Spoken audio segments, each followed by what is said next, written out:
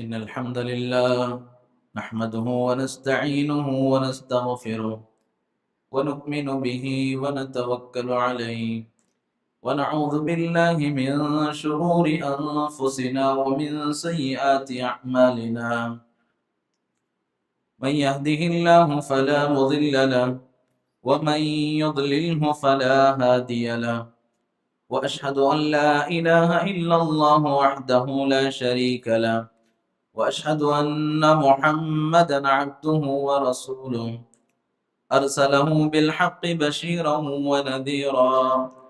أما بعد فإن خير الحديث كتاب الله، وخير الهدي هدي محمد صلى الله عليه وسلم، وشر الأمور محدثاتها، وكل محدثة بدعة، وكل بدعة ضلالة، وكل ضلالة في النار.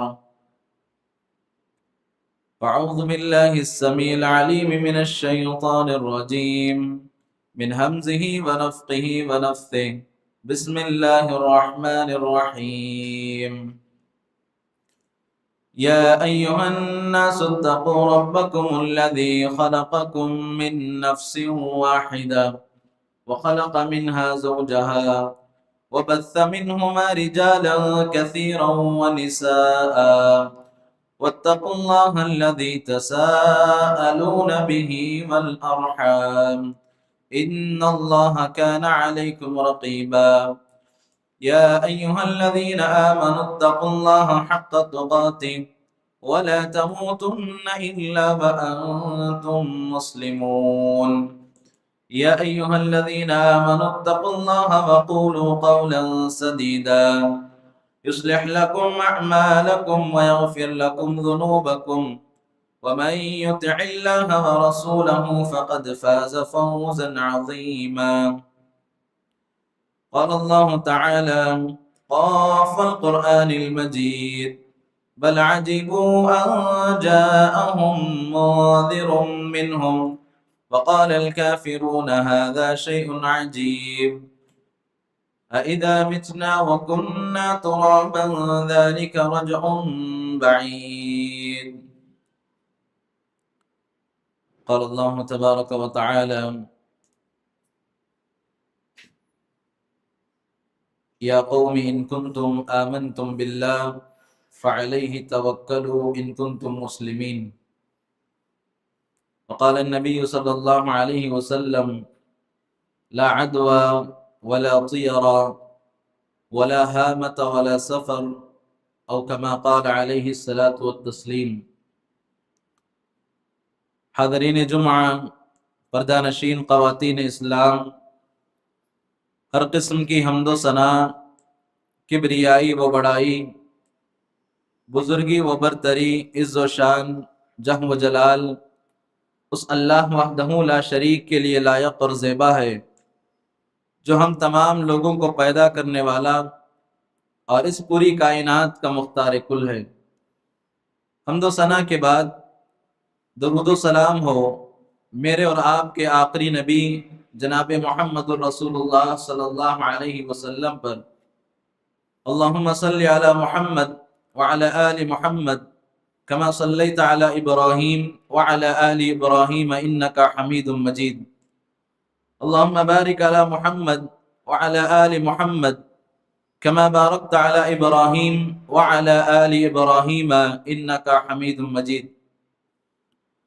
محترم حاضرین، خطبہ مسنونہ کے بعد قرآن مجید کی ایک آیت کریمہ آپ کے سامنے تلاوت کی گئی، جس کے اندر حضرت موسیٰ علیہ السلام اپنی قوم سے کہہ رہے ہیں: یا قوم ان کنتم آمنتم باللہ، اے میری قوم کے لوگوں، اگر تم واقعی ایمان لے آئے ہو، توکلوا ان کنتم مسلمین، تو اللہ تبارک و تعالیٰ پر توکل کرو اگر واقعی میں تم مسلمان ہو۔ محترم حاضرین، اسی آیت کریمہ کی روشنی میں آج کے خطبے کا موضوع اللہ تبارک و تعالیٰ پر توکل۔ محترم حاضرین، حقیقت میں اگر آپ غور کریں، یہ جو اللہ پر توکل ہے، اللہ پر بھروسہ ہے، اللہ تبارک و تعالیٰ پر حقیقی اعتماد ہے، اللہ تعالیٰ پر یقین ہے، یہ حقیقت میں خلاصۃ التوحید ہے، توحید کا خلاصہ ہے۔ اور اسی طرح اس آیت کریمہ کے اندر غور کریں، آپ کو پتہ چلے گا کہ کامل مومن وہی ہے اور کامل مسلمان وہی ہے جو اسباب کو اختیار کرنے کے بعد، ظاہری اسباب کے اختیار کرنے کے بعد، اس کا توکل، اس کا بھروسہ اور اس کا اعتماد صرف اور صرف اللہ تبارک و تعالیٰ پر ہوتا ہے۔ اللہ تعالیٰ کے علاوہ وہ کسی اور پر اعتماد نہیں کرتا، وہ کسی اور پر توکل نہیں کرتا، گرچہ کہ اس کے سامنے اور اللہ تبارک و تعالیٰ کے نزدیک دنیا کے اندر وہ کتنی بڑی ہستی کیوں نہ ہو، چاہے وہ انبیاء، صالحین، فرشتے اور جنات، اور اسی طرح سے حضرات چاہے بزرگ ہو، کوئی بھی کیوں نہ ہو، وہ صحابہ کیوں نہ ہو، وہ اولیاء کیوں نہ ہو، وہ صالحین کیوں نہ ہو، وہ کسی پر توکل نہیں کرتا، کسی کو نفع اور نقصان کا مالک نہیں سمجھتا، بلکہ وہ کس پر توکل کرتا ہے؟ اللہ تبارک و تعالیٰ پر توکل کرتا ہے۔ یہ حقیقی مومن اور حقیقی مسلمان ہوتا ہے۔ محترم حاضرین، اور اس کا عقیدہ یہ بھی ہوتا ہے کہ شفا دینے والی ذات بھی اللہ تبارک و تعالیٰ کی ہے، رزق دینے والی ذات بھی اللہ تبارک و تعالیٰ کی ہے، غموں سے باہر نکالنے والی ذات بھی اللہ تبارک و تعالیٰ کی ہے۔ اگر کوئی آدمی یہ عقیدہ رکھے کہ اللہ تعالیٰ کے علاوہ کوئی اور بھی رزق دیتا ہے، اللہ کے علاوہ کوئی اور بھی شفا دیتا ہے، تجارت و کاروبار میں برکت اللہ تبارک و تعالیٰ کے علاوہ کوئی اور بھی دیتا ہے، کوئی نبی ہو، چاہے ولی ہو، چاہے وہ بزرگ ہو، چاہے وہ مردہ ہو، چاہے وہ قبر میں سونے والے ہو، چاہے وہ عبد القادر جیلانی رحمۃ اللہ علیہ کے تعلق سے کیوں نہ یہ عقیدہ رکھتا ہو کہ وہ بھی جو ہے لوگوں کو شفا دیتے ہیں اور اسی طرح لوگوں کو رزق دیتے ہیں، وہ بھی مصیبتوں سے باہر نکالتے ہیں، تو آپ یاد رکھ لیں کہ یہ شرک اکبر ہے، یہ بہت بڑا شرک ہے۔ اور آپ یہ بھی یاد رکھ لیں، شرک اکبر آدمی کو دائرہ اسلام سے خارج کر دیتا ہے۔ تو انسان کو چاہیے کہ یہ معاملہ بڑا گمبھیر ہے کہ آدمی کو چاہیے کہ خالص اللہ تبارک و تعالیٰ پر توکل کرے، کسی اور پر اعتماد نہ کرے، اسباب کو اختیار کرے اور اس کے بعد اللہ پر توکل کرے۔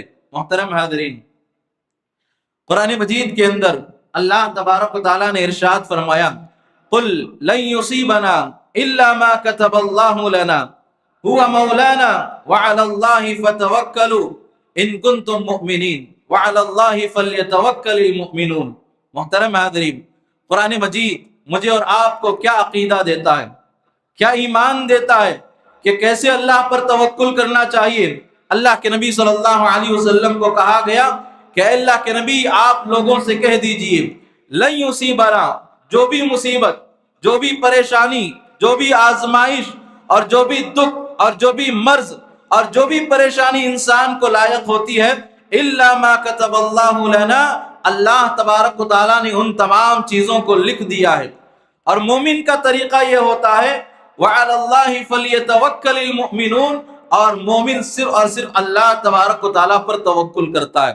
محترم حاضرین، توکل کا مطلب بالکل بھی یہ نہیں ہے کہ آدمی گھر میں بیٹھا رہے اور آدمی مسجد میں دعا کرتا ہوا بیٹھا رہے اور یہ سمجھے کہ آسمان سے اللہ تبارک و تعالیٰ مجھے رزق نازل کر دے گا، اللہ تعالیٰ میری تجارت و کاروبار میں برکت دے دے گا، اور گھر میں بیٹھ کر یہ تصور کریں کہ اللہ تبارک و تعالیٰ مجھے شفا دے دے گا۔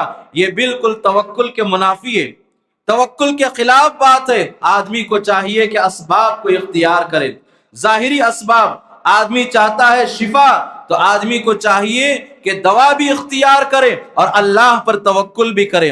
آدمی رزق چاہتا ہے تو ساتھ میں محنت بھی کرے اور اللہ پر توکل بھی کرے۔ آدمی یہ چاہتا ہے کہ اس کی تجارت و کاروبار میں برکت ہو تو گھر سے باہر نکلے اور اسباب کو اختیار کرے، کاموں کو تلاش کرے اور اس کے بعد اللہ تبارک و تعالیٰ پر توکل کرے۔ تو یہ مطلب ہوتا ہے اللہ پر توکل کرنے کا۔ اسی لیے پیارے نبی صلی اللہ علیہ وسلم کے پاس ایک صحابی رسول آئے اور ان کے ساتھ ایک اونٹ تھا۔ اللہ کے نبی صلی اللہ علیہ وسلم سے انہوں نے کہا کہ کہ اے اللہ کے نبی کیا میں اس اونٹ کو باندھوں یا ایسے ہی کھلا چھوڑ دوں؟ تو اللہ کے نبی صلی اللہ علیہ وسلم نے کیا کہا؟ اعقلها وتوکل علی اللہ، سب سے پہلے اپنے اونٹ کو باندھو اور اس کے بعد اللہ تبارک و تعالیٰ پر توکل کرو۔ تو یہ مطلب ہوتا ہے توکل کا کہ آدمی ظاہری اسباب کو بھی اختیار کرے اور اس کے بعد اللہ تبارک و تعالیٰ پر توکل بھی کرے۔ محترم حاضرین، حضرت عمر بن خطاب رضی اللہ تعالی عنہ فرماتے ہیں کہ اللہ کے نبی صلی اللہ علیہ وسلم نے فرمایا لو انکم تتوکلون علی اللہ حق توکلہ لرزقکم کما یرزق الطیر تغدو قماسا وتروح بطانا۔ اللہ کے نبی صلی اللہ علیہ وسلم نے کہا کہ تمہیں اللہ تبارک و تعالیٰ پر ویسے توکل کرنا چاہیے جیسے پرندے اللہ پر توکل کرتے ہیں، اور اللہ تبارک و تعالیٰ انہیں روزیاں عطا کرتا ہے۔ وہ کیا کرتے ہیں؟ صبح اپنے گھر سے خالی پیٹ نکلتے ہیں اور شام کو جب لوٹتے ہیں تو بھر پیٹ لوٹتے ہیں۔ محترم حاضرین، پرندوں کا نہ کوئی آفس ہوتا ہے، نہ کوئی دکان ہوتا ہے، نہ ان کی کوئی جاب ہوتی ہے، نہ ان کا کوئی خاص کام ہوتا ہے، بلکہ محنت کی غرض سے گھر سے باہر نکلتے ہیں، کبھی کسی پہاڑ کی چوٹی پر اور کبھی کسی سمندر کے کنارے اور کبھی کسی درخت پر بیٹھ کر اپنے رزق کو تلاش کرتے ہیں، محنت کرتے ہیں، اور آپ یاد رکھیں خالی پیٹ گھر سے نکلتے ہیں۔ ان کو اللہ تبارک و تعالیٰ پر اتنا اعتماد ہوتا ہے کہ میں جب شام کو گھر لوٹوں گا تو میرے لیے بھی روزی مل جائے گی اور میرے بچے ننھے ماننے معصوم بچوں کے لیے بھی روزی مل جائے گی۔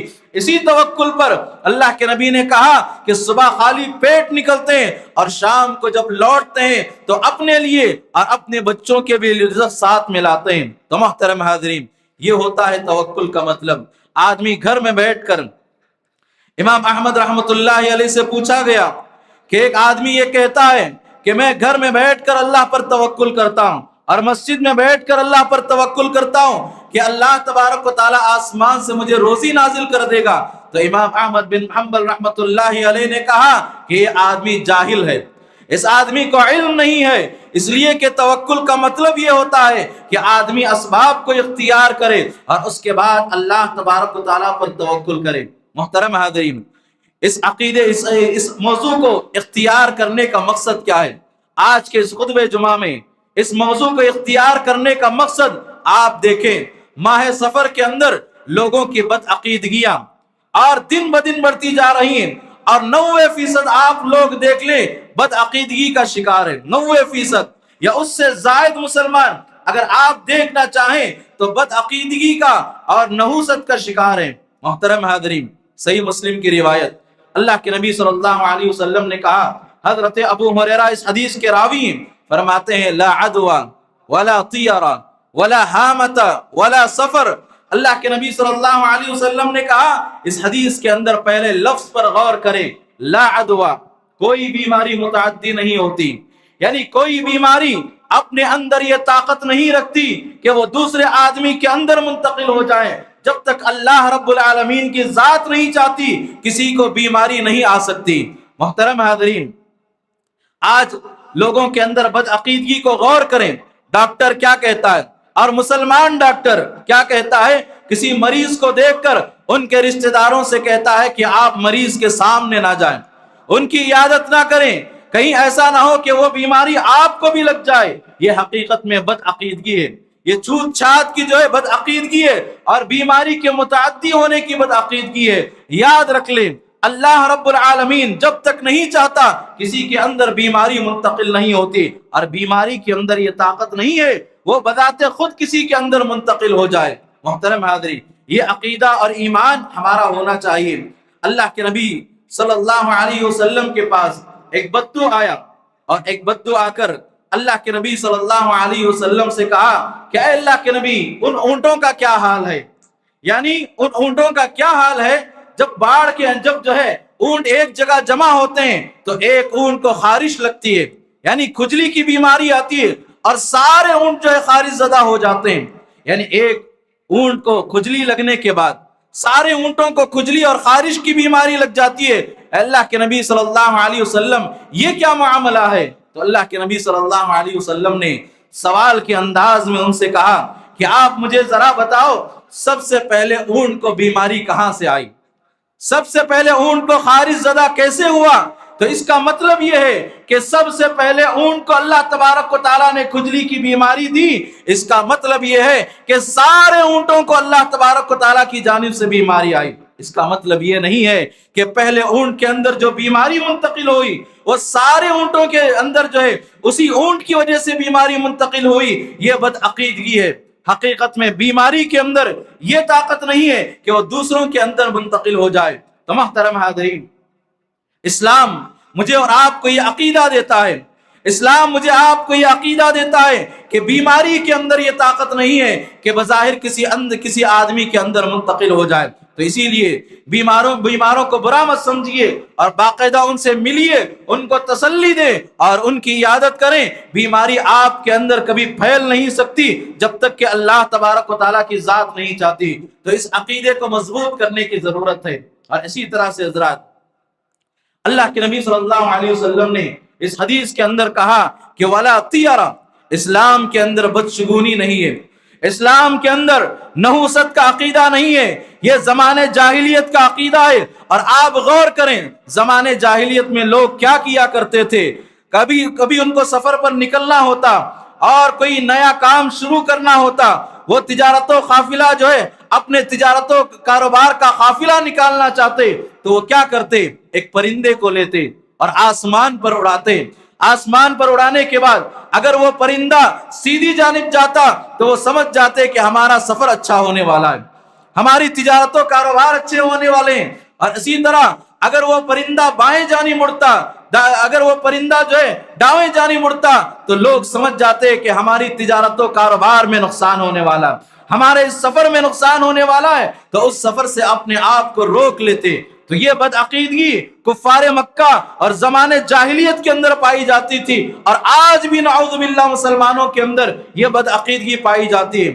بہت سارے مسلمان جن کے تعلق سے آپ کو علم ہوگا کہ بہت سارے باباؤں کے پاس اور اسی طرح بہت سارے فقیروں اور بہت سارے مولویوں کے پاس جاتے ہیں اور جا کر یہ تاریخ نکالتے ہیں کہ کون سی تاریخ ہماری شادی کے لیے بہتر ہے، کون سا مہینہ ہماری شادی کے لیے بہتر ہے، اور کون سی تاریخ ہماری تجارت و کاروبار کے لیے بہتر ہے، اور ہمارے دکان کا اوپن کرنا یہ کس تاریخ کو بہتر ہے۔ آج بھی مسلمانوں کے اندر وہی بدعقیدگی، وہی جاہلیت کا عقیدہ پایا جاتا ہے جو کافروں کے اندر عقیدہ پایا جاتا تھا۔ تو محترم حاضرین، یاد رکھ لیں، بدشگونی کا عقیدہ، یہ نحوست کا عقیدہ، اسلام سے اس کا کوئی تعلق نہیں ہے، اور اسلام کے اندر دور دور تک بدعقیدگی جو ہے، آج اسلام کے اندر بدشگونی کا عقیدہ ذرہ برابر نہیں ہے۔ اسی لیے اللہ کے نبی نے کیا کہا؟ الطیرۃ شرکن، الطیرۃ شرکن، الطیرۃ شرکن، 3 مرتبہ تاکید کے ساتھ اللہ کے نبی صلی اللہ علیہ وسلم نے کہا کہ بدشگونی شرک ہے، بدشگونی شرک ہے، بدشگونی شرک ہے۔ اللہ کے نبی صلی اللہ علیہ وسلم نے کہا کہ بدعقیدگی رکھنا طیرہ کے تعلق سے، نحوست کے تعلق سے، اللہ کے نبی صلی اللہ علیہ وسلم نے کہا کہ یہ شرکیہ عقیدہ ہے۔ محترم حاضرین، افسوس کے ساتھ کہنا پڑتا ہے، افسوس کے ساتھ کہنا پڑتا ہے، آج ہمارے مسلمان کالی بلی کو دیکھ کر ڈر جاتے ہیں، اور ہمارے مسلمان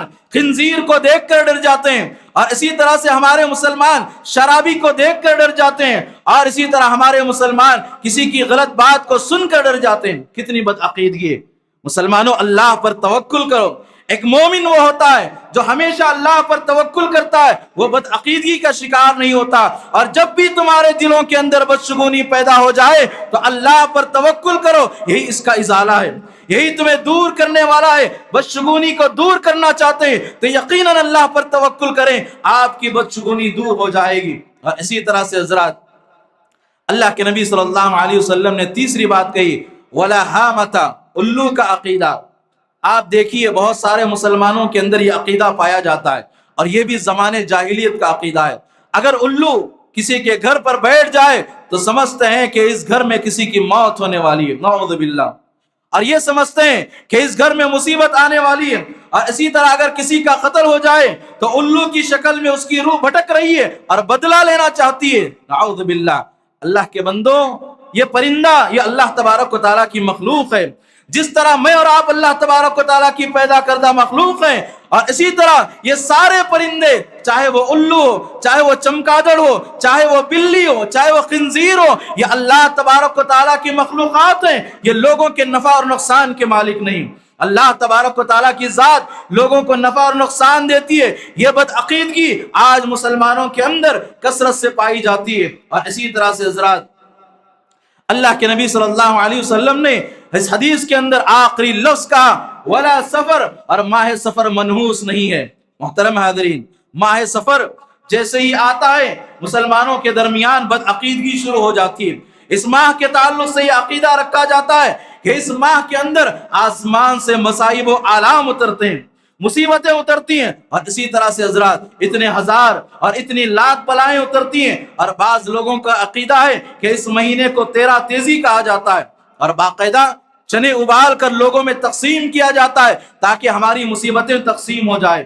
اور اسی طرح سے بعض لوگوں کا یہ عقیدہ ہے اس ماہ سفر کے اندر اللہ تبارک و تعالیٰ کی رحمتیں اور اللہ تبارک و تعالیٰ کی برکتوں کا نزول نہیں ہوتا، اور بہت سارے لوگ اس ماہ کے اندر شادی بیاہ نہیں کرتے۔ کیوں؟ اس لیے کہ ان کا عقیدہ ہے کہ ماہ سفر منحوس ہے۔ محترم حاضرین، بہت سارے لوگوں کا یہ بھی عقیدہ ہے کہ ماہ محرم کے اندر حضرت حسین رضی اللہ تعالیٰ عنہ کی شہادت ہوئی، اسی لیے وہ مہینہ منحوس ہے، اور باقاعدہ ماہ محرم میں شادیاں نہیں ہوتی۔ اور اسی طرح لوگوں کا یہ عقیدہ ہے کہ سفر کے مہینے میں حضرت حسن رضی اللہ تعالیٰ عنہ کو شہید کیا گیا، اس لیے یہ مہینہ منحوس ہے، اور باقاعدہ سفر کے اندر شادیاں نہیں کی جاتی۔ تو محترم حاضرین، یہ بدعقیدگی آج مسلمانوں کے اندر پائی جاتی ہے۔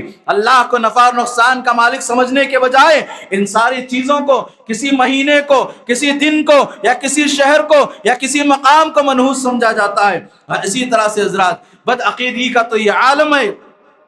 محمد بن عبد السلام شقیر کہتے ہیں کہ کچھ جاہل مسلمان ایسے بھی ہیں، کچھ جاہل لوگ ایسے بھی ہیں، باقاعدہ اللہ تبارک و تعالیٰ کی وہ آیتیں جو سلام سے شروع ہوتی ہیں، جس میں سلام کا لفظ ہے سلام علی نوح من العالمین، سلام علی نوح فی العالمین، سلام قولا من رب الرحیم، اور سلام علی ابراہیم۔ یا سلام سے جو بھی آیتیں شروع ہوتی ہیں باقاعدہ ان کو لکھ کر پانی کے برتنوں میں رکھا جاتا ہے، اور اس پانی کو پیا جاتا ہے تاکہ لوگوں کی مصیبتیں دور ہو جائیں۔ محترم حاضرین، یہ تمام کے تمام بدعقیدگیاں، یہ تمام کے تمام جو واہیات ہیں، یہ تمام کے تمام بدعات ہیں جس سے اسلام کا دور دور تک کوئی تعلق نہیں ہے۔ یہ لوگوں کی ایجاد کردہ بدعتیں ہیں۔ آپ کو چاہیے اللہ کے نبی صلی اللہ علیہ وسلم کی سنتوں کو اپنائیں، اللہ پر توکل کریں، ہر معاملے میں اللہ تبارک و تعالیٰ پر توکل کرے۔ اور اسی طرح سے حضرات اس ماہ سفر کی ایک بدعت یہ بھی ہے کہ اس ماہ سفر کے آخری چاشمبے کو باقاعدہ سیر و تفریح کے لیے نکلا جاتا ہے، اور باقاعدہ بہترین پکوان پکایا جاتا ہے، لوگ نئے کپڑے پہنتے ہیں اس عقیدے کے ساتھ کہ اللہ کے نبی صلی اللہ علیہ وسلم کو آخری چاشمبے میں شفا ملی۔ محترم حاضرین، تاریخ اٹھا کر دیکھیں، سیرت کو پڑھیں اور تاریخ اٹھا کر دیکھیں تو آپ کو پتا چلے گا اسی آخری چاشمبے کو اللہ کے نبی صلی اللہ علیہ وسلم کی بیماری شروع ہوئی۔ اللہ اکبر، یہ تمام چیزیں آج مسلمانوں کے اندر پائی جاتی ہے۔ تو جیسے ہی ماہ سفر شروع ہوتا ہے تو نحوست کا عقیدہ لوگوں میں عام ہو جاتا ہے۔ تو یاد رکھ لیں، ماہ سفر منحوس نہیں ہے، بلکہ یہ بھی اللہ تبارک و تعالیٰ کا مہینہ ہے۔ اور اسی طرح سے حضرات اللہ کے لیے کسی دن سے نہ ڈریں اور کسی مہینے سے نہ ڈریں، بلکہ اللہ تبارک و تعالیٰ پر توکل کریں۔ محترم حاضرین، انبیاء علیہ السلام کی زندگیوں کو پڑھیے، قرآن کھولیے اور قرآن کا مطالعہ کریں۔ انبیاء علیہ السلام کا توکل اور اللہ پر بھروسہ اور اللہ تبارک و تعالیٰ پر اعتماد کتنا زیادہ تھا۔ اللہ کے نبی صلی اللہ علیہ وسلم مکے سے نکلے ہجرت کے لیے، اور راستے میں اللہ کے نبی صلی اللہ علیہ وسلم غار ثور کے اندر پناہ لیتے ہیں، ایک غار کے اندر کفار سے چھپنے کے لیے پناہ لیتے ہیں، اور اللہ کے نبی صلی اللہ علیہ وسلم کے تعلق سے یہ اعلان کیا جاتا ہے کہ جو بھی محمد کو پکڑ کر لے کر آئے صلی اللہ علیہ وسلم، اس کو 100 اونٹ انعام میں دیا جائے گا۔ اس وقت 100 سرخ اونٹ یہ بہت بڑی قیمت ہے، اور اللہ کے نبی صلی اللہ علیہ وسلم کو پکڑنے پر یہ انعام رکھا گیا کہ جو بھی اللہ کے نبی صلی اللہ علیہ وسلم کو پکڑ کر لائے گا اس کو 100 سرخ اونٹ دیے جائیں گے۔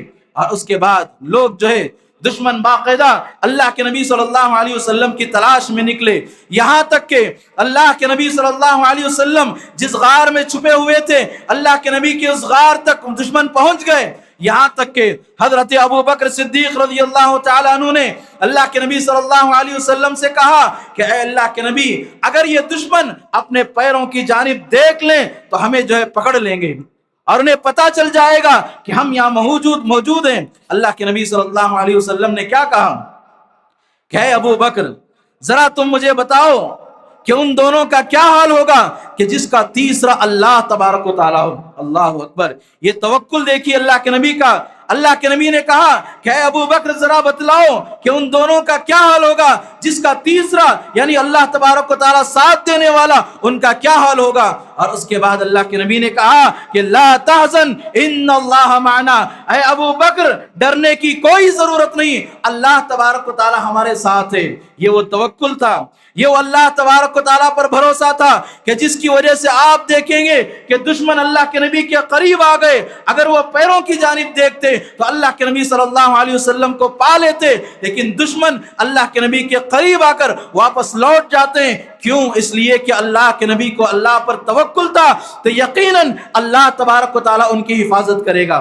تو یہ توکل پیدا کرنے کی ضرورت ہے، یہ بھروسہ پیدا کرنے کی ضرورت ہے، یہ اللہ تبارک و تعالیٰ پر زندگی کے ہر معاملے میں اعتماد پیدا کرنے کی ضرورت ہے۔ محترم حاضرین، حضرت موسیٰ علیہ السلام کی زندگی کا وہ واقعہ آپ یاد رکھیں۔ بنی اسرائیل جو حضرت موسیٰ علیہ السلام پر ایمان لاتے ہیں، اور ایمان لانے کے بعد حضرت موسیٰ علیہ السلام اپنی قوم کو لے کر نکلتے ہیں، راستے میں کیا دیکھتے ہیں کہ سامنے ٹھاٹے مارتا ہوا سمندر ہے اور پیچھے فرعون کا لشکر جرار موجود ہے۔ یوں سمجھیے کہ حضرت موسیٰ علیہ السلام کے ساتھیوں نے حضرت موسیٰ علیہ السلام سے کہا کہ اِنَّا لَمُدْرَكُونَ، اے موسیٰ ہم تو پکڑے گئے، ہم تو پکڑے گئے، سامنے جو ہے ٹھاٹے مارتا ہوا سمندر ہے اور پیچھے فرعون کا لشکر ہے۔ حضرت موسیٰ سے انہوں نے کہا کہ اے موسیٰ ہم تو پکڑے گئے، ہم کدھر جائیں گے؟ حضرت موسیٰ علیہ السلام کا توکل دیکھیے، توکل اور اللہ تبارک و تعالیٰ پر اعتماد دیکھیے۔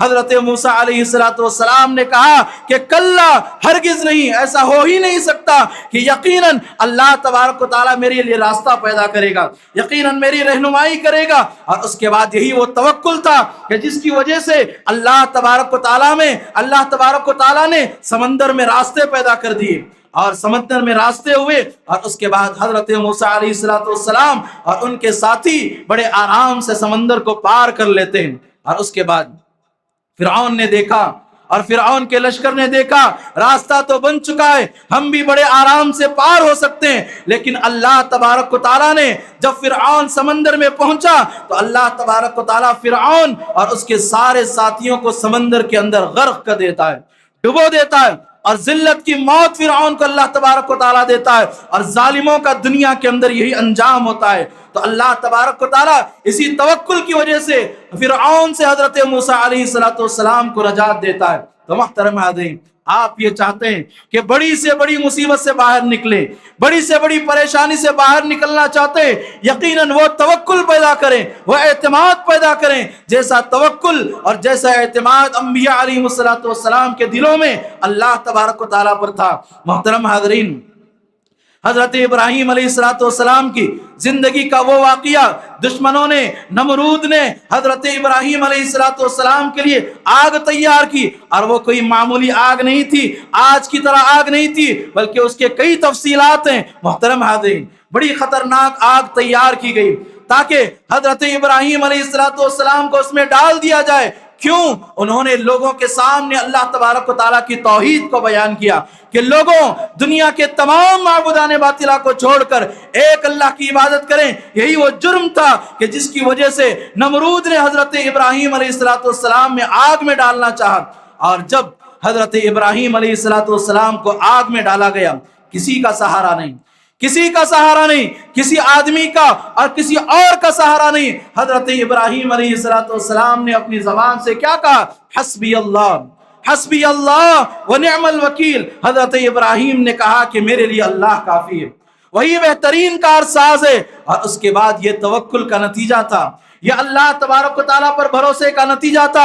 اللہ تبارک و تعالیٰ نے آگ سے کہا کہ قلنا یا نار کونی بردوں وسلام علی ابراہیم، اے آگ ابراہیم پر ٹھنڈی اور سلامتی والی بن جا۔ اور حضرت ابراہیم علیہ السلام کا یہی وہ توکل تھا، جب ان کو آگ میں داخل کیا جاتا ہے تو آگ ان کے لیے ٹھنڈی اور سلامتی والی بن جاتی ہے۔ محترم حاضرین، کتنی بڑی مصیبت ہے، موت آنکھوں کے سامنے، اتنی بڑی مصیبت، اور اس بڑی مصیبت میں حضرت ابراہیم علیہ السلام کس کو یاد کرتے ہیں، کس پر توکل کرتے ہیں؟ دنیاوی کوئی سہارا نہیں، بلکہ اللہ تبارک و تعالیٰ پر توکل کرتے ہیں، اور اللہ تبارک و تعالیٰ اس مصیبت سے باہر نکالتا ہے۔